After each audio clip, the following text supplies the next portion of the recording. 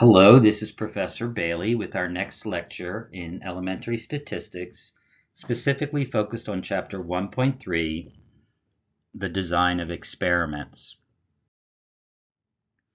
Again, I'm not going to read through these objectives, but you can pause the video here and review what we're going to be covering in this lecture.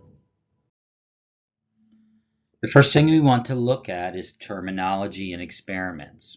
The first term is experimental units, and these are the individuals who are studied, and we're not just talking about people.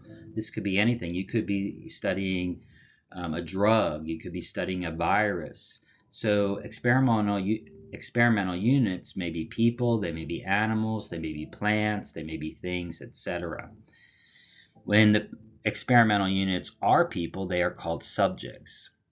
The outcome or response is what is measured on each experimental unit, and we're measuring that outcome or response connected to the specific treatment that we're looking at.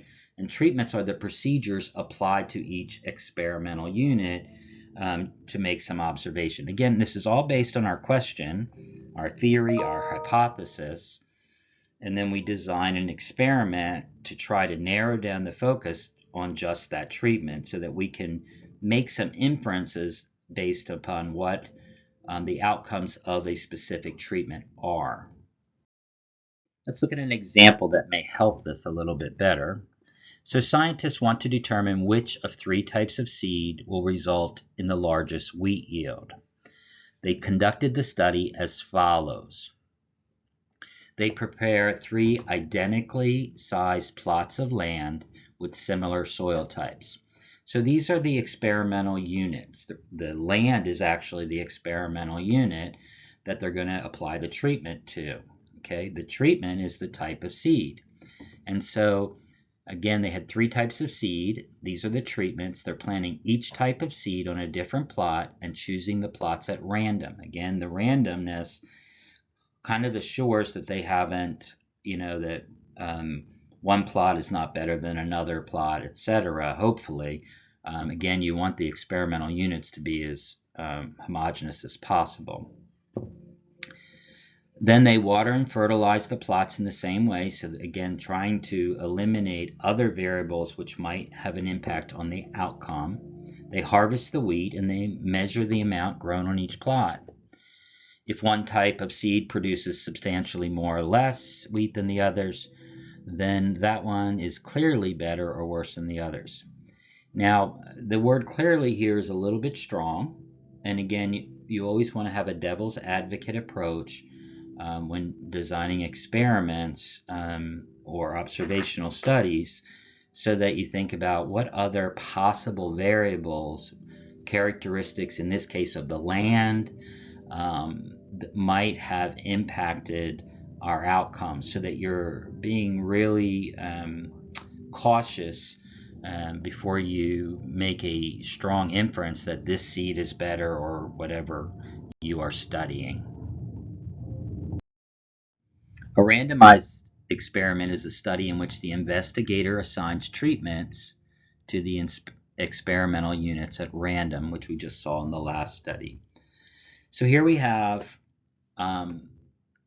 someone wants to assess the effectiveness of a new method for teaching arithmetic to elementary school children. A simple random sample of 30 first graders were taught with the new method, and another simple random sample of 30 first graders were taught with the current used method. Okay. At the end of the 8 weeks, the children were given a test to assess their knowledge. Now, the first graders are the experimental units or subjects. The curriculum is the treatment, and here we have kind of we're looking at this new method, but we need a control group to compare it to, so they're using the old method of teaching them, so they have something to compare it to. So the treatments in this experiment are the two methods of teaching, and this is a randomized experiment because children were assigned to the treatment groups randomly. Now, as I mentioned in the last slide, you always want to be cautious. You always want to take a devil's advocate approach. What are some other things that might affect the learning of the math in these situations. If you're not using the same teacher, that's a huge variable which might have an impact on you being able to make inferences simply about the method of teaching. So that's just a really good example of how if you had two different teachers teaching, you really couldn't base it solely on the method for teaching. Um, it's quite possible that the teachers would have played an outcome in there, would have had some effect on the outcome as well. An observational study is one in which the assignment to treatment groups is not made by the investigator. So here's a good example of this. A study is performed to determine how smoking affects people's health. A group of smokers and a group of non-smokers are observed for several years. Then the scientists observe the differences in health outcomes between the groups of smokers and non-smokers. In this case, the smoking is the treatment, or non-smoking. And of course, as an experimenter, you can't make people smoke, etc. And so this is called an observational study. In a perfect study, treatment groups would not differ from each other in any important way. Important is very key here. Important is very important in this sentence, except that they receive different treatments. And this is the hard part, because it's really impossible to construct treatment groups that are exactly alike. But randomization is the next best thing, okay? In a randomized experiment, small differences among the treatment groups are likely due only to chance. And if there are large differences in outcomes among the treatment groups, we can conclude that the differences are due to the treatments. Again, you're always going to be second guessing yourself and always asking yourself, is there another variable that I didn't consider? Is there another variable in this? For example, even in the smoking experiment, you might look at the demographics of the people that were being treated, the experimental units.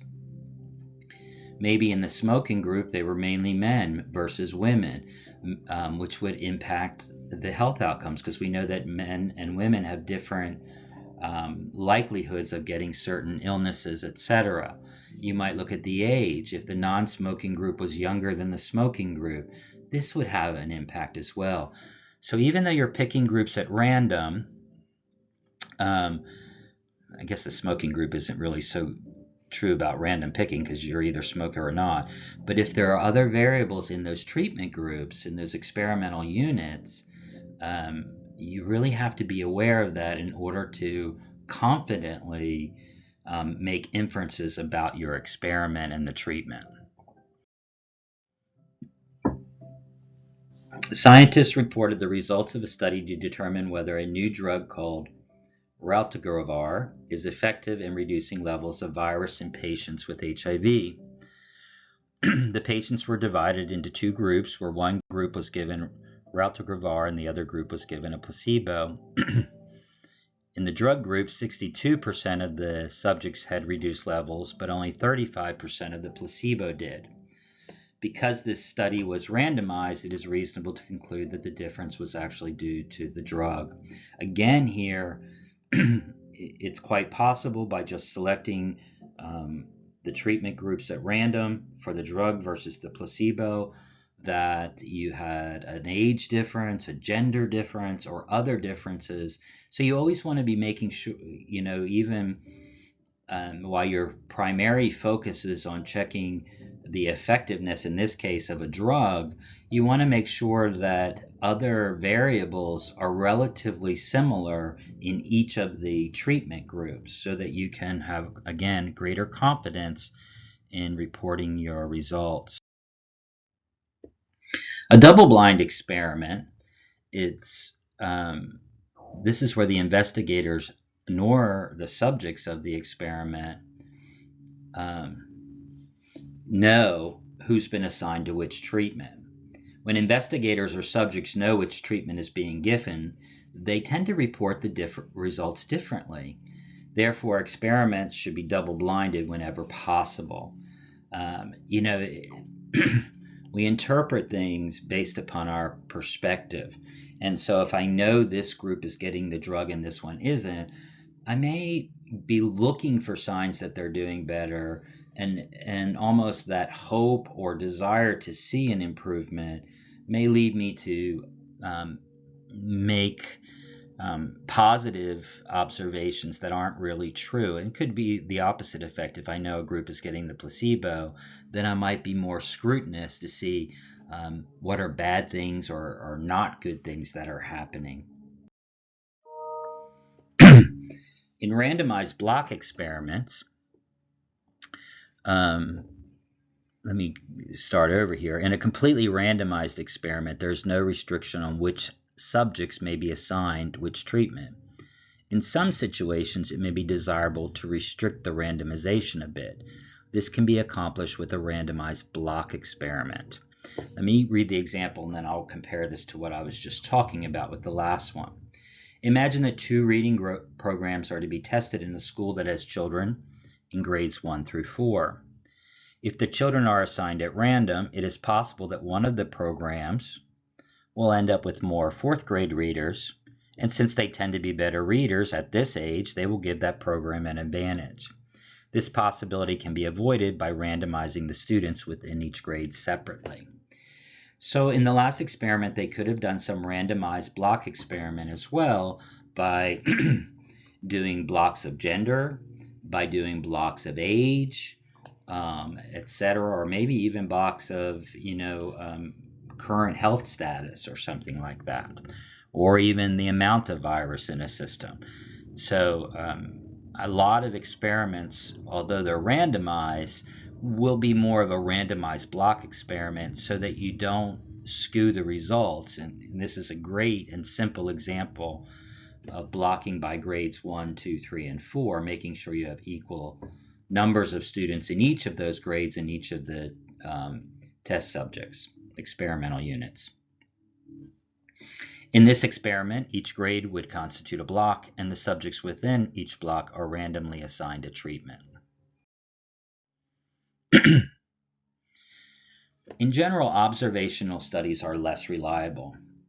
Imagine an observational study intended to determine whether smoking increases the risk of heart attack. A group of smokers and non-smokers are observed for several years, and during that time, a higher percentage of the smoking group experiences a heart attack. One problem with this study is that the smoking group will likely differ from the non-smoking group in many ways other than smoking. For example, smoking is more prevalent among men. This is what I was just saying about all the experiments we've done, that you've really got to try to make the experimental units as similar as possible, and that random blocking is one way that can happen. So the smoking group will contain a higher percentage of men than the non-smoking group. Men generally are at higher risk of heart attack than women. Therefore, the higher rate of heart attacks in the smoking group could be due to the fact that there are more men and not the smoking itself. And so, again, this is the challenge in when you're doing a study and when you're doing surveys and statistical things, is to try to really think about all the possible variables which might impact the result that you're observing versus the treatment, that specific thing that you want to see its impact. Confounding. Confounding is a variable that is related to both the treatment and the outcome. When a confounder is present, it is difficult to determine whether differences in the outcome are due to the treatment or to the confounder. And you're probably tired of me talking about this, because this is what I've been talking about this entire lecture, is that it's really hard to isolate the variables. And confounding is this other variable that you may not have thought about that likely impacts the observed result. In the smoking example, gender was the confounder. If we just took smokers versus non-smokers, we might have had more men in the smoking section, which caused problems in the reliability of our study. Gender is related to smoking. Men are more likely to smoke. And gender is related to heart attacks. Men are more likely to have heart attacks. And so this is what you're trying to figure out. Are there other confounding variables that you have to be mindful of and design your study or experiment around? For this reason, it was impossible to determine whether the difference in heart attacks was due to the differences in smoking, which is the treatment, or in the gender, the other variable, in this case, the confounding variable. In an observational study of the effects of blood pressure, a large group of people of all ages were given regular checkups for 1 year. It was found that people with high blood pressure were more likely to develop cancer than people with lower blood pressure. In this example, age would be a likely confounder. Older people tended to have higher blood pressure, and older people are more likely to get cancer than younger people. So again, here this is something else that could cause a problem in reporting just the effects of blood pressure. Therefore, people with the higher blood pressure may have higher cancer rates than younger people, even though high blood pressure does not cause cancer.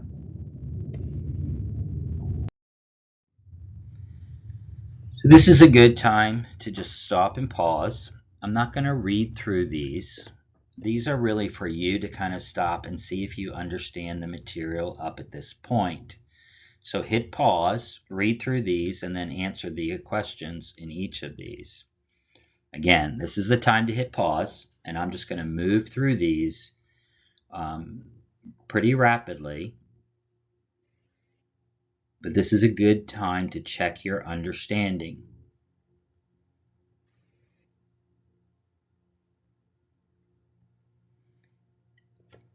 These are also in the textbook, so you can test yourself in the textbook as well, especially if you have any kind of visual or auditory impairment, since I'm not reading these. There are two main types of observational studies. There are cohort studies and there are case control studies. Inside of cohort studies, there are also 3 different types. There's prospective, cross-sectional, and respective, as you can see in this diagram at the bottom of the page. In a cohort study, a group of subjects is studied to determine whether various factors of interest are associated with an outcome. A prospective cohort study is one where the subjects are followed over time. A famous study is the Framingham Heart Study. The study began in 1948, and more than 5,000 men and women from Framingham, Massachusetts were followed. Every 2 years, these subjects were given physical exams and lifestyle interviews, which were studied to discover the factors that increase the risk of heart disease. So a prospective cohort study followed these people over time. Okay. A cross-sectional cohort study is where measurements are taken at one point in time. Cross-sectional cohort is at one point in time. Lang and colleagues studied the health effects of a drug called bisphenol A. It's a chemical found in the linings of food and beverage containers. They measured the levels of bisphenol A in urine samples from over 1,400 adults and found that people with higher levels of bisphenol A were more likely to have heart disease and diabetes. In a retrospective cohort study, subjects are sampled after the outcome has observed. Retrospective is looking back, so we're looking at something after it has occurred. In a study published in the New England Journal of Medicine, almost 10,000 people who had undergone gastric bypass surgery between 5 and 15 years previously, along with almost 10,000 obese patients who did not have the bypass surgery. They looked back in time to see which patients were still alive. They found that the survival rates for the surgery patients were greater than for those who had not undergone surgery. So here they just looked back. Again, it's a study over time, but it's a retrospective study. They weren't following them along, etc., or they weren't looking at one point of time. They were looking back at information they could easily gather.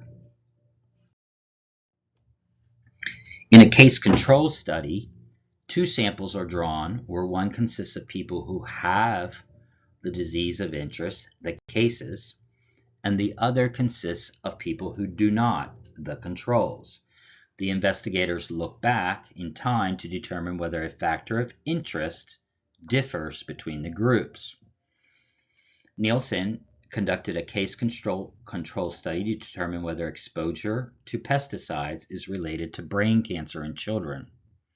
They sampled 201 children who had been diagnosed with brain cancer and 285 children who did not. They interviewed the parents to estimate the extent to which the children had been exposed to pesticides. They did not find a clear relationship between pesticide exposure and brain cancer. Now, to me, there's a number of things that are potentially concerning in this study. For example, how they determine the exposure to pesticides by interviewing the parents. This seems, and especially when you're looking back, memories are faulty. You're relying on someone else's opinion of, even though it's their children, it's my opinion of what they were exposed to. So there are other things beyond that, but I guess this does help us understand the idea of a case control. Again, here we have some more chances for you to kind of just look at the material we've covered. We haven't been at this very long, just about 20 minutes. So again, I'm not going to read through these, but I would suggest you hit pause, hit play again, and test your knowledge to make sure you understand these and to write your notes. Again, you might hit pause.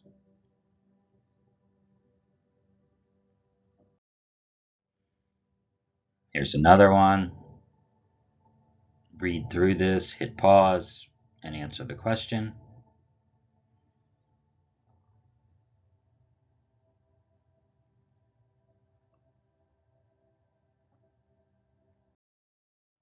And again, here is basically a review of the things or a list of the things that we covered in this lecture.